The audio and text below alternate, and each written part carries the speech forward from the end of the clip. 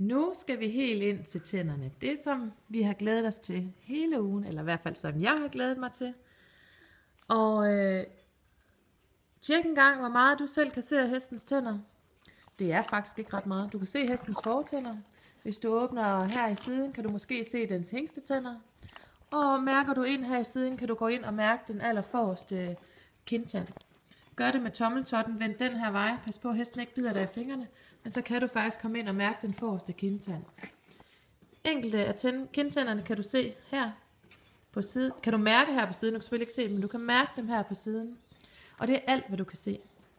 Så det næste omkring hestens tænder, vil jeg vise dig på skelettet.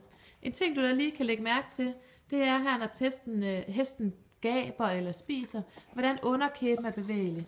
Hestens underkæbe bevæger sig fra side til side hele tiden, når den spiser, når den går, når den gør nogle ting.